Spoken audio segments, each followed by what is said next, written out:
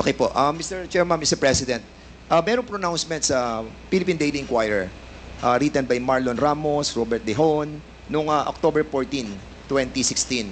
And De Lima called mother of all drug lords.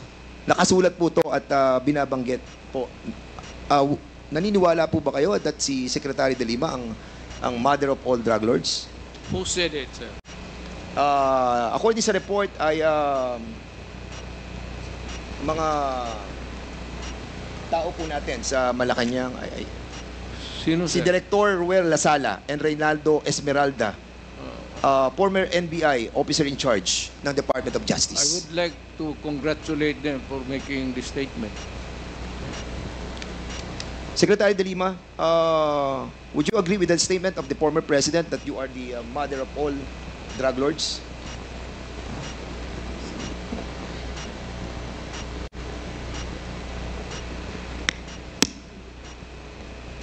Absolutely false.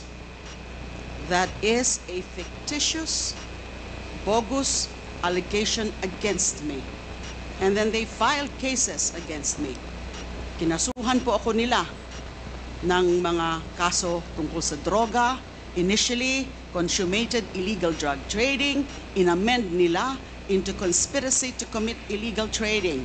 30 kaso yung sinampa sa akin.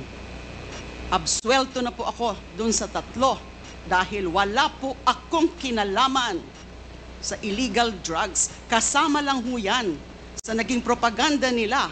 Kasama lang ho yan dun sa mga para meron silang isang figure, a prominent figure, at si Senador De Lima ho yun noong 2016, na doon ang magiging atensyon ng bansa, atensyon ng mundo, na itong babaeng ito ay the mother of all drug lords, the beloved drug trade queen. Ano pong nangyari dun sa mga nag-akusa sa akin? Yung mga beloved convicts, mga nung una, yun ang mga sabi nila, kung ano-ano mga sinabi nila na nag-raise funds ako.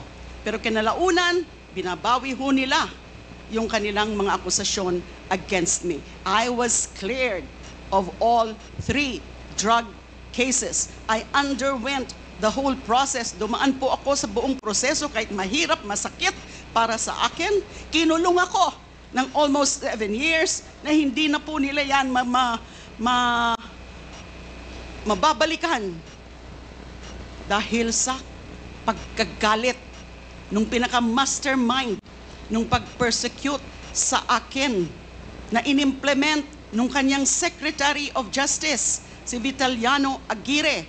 At meron pang mga ibang handlers na siyang mga kumausap dun sa mga nagtestigo against me. So that is absolutely false. That is a slanderous accusation against me. Thank you po. Mr. Chairman, Mr. President, meron po ako nabasa na news sa